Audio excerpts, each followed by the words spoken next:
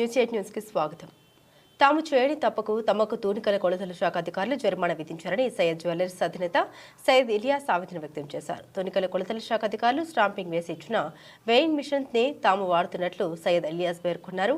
అలాంటప్పుడు తూకాల్లో తేడాలు ఎలా వస్తాయని ప్రశ్నించారు. తూనికల కొలతల శాఖ అధికారులు స్టాంపింగ్ వేసి ఇచ్చిన వెయింగ్ మిషన్ పట్ల వారికి నమ్మకం లేదని అన్నారు. తాము చేయని తప్పకు 50,000 రూపాయల జరిమానా విధించారని వాపోయారు. ఇప్పటికైనా తప్పును సరిదిద్దుకోవాలని అధికారులను కోరారు. నమస్కారము. ఈరోజు షాప్లో ప్రెస్ మీట్ పెట్టడానికి ముఖ్య కారణము 27వ తారీఖు నవంబర్ నెల మా పైన జరిగిన విజిలెన్స్ మరియు తనిఖీ అంటే మెట్రాలజీ డిపార్ట్మెంట్ వాళ్ళ దాడికి కౌంటర్ ఇవ్వడానికి ఈ సమావేశము.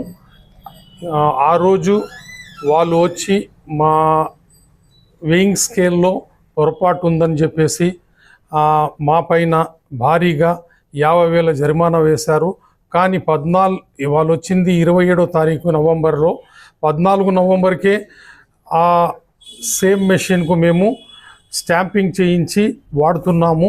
అందులో ఏమీ లోపం లేదు. వాళ్ళు చేసిన పొరపాటుకి మా పైన ఈ విధంగా జరిమానా రూపంలో రుద్దారు.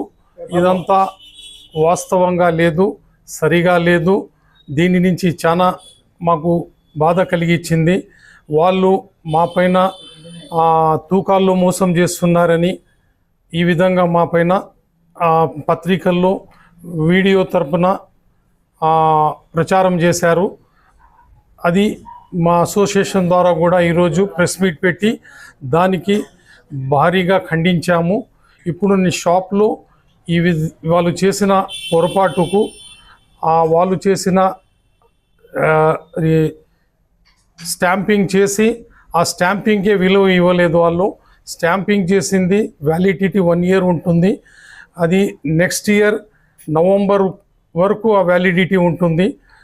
కానీ వాళ్ళు 11 రోజుల తర్వాతే వచ్చేసి అదే బ్యాలెన్స్ లోపం ఉందని చెప్పేసి బయట తెచ్చారు. అది అసలుగా అది కాదు విషయము.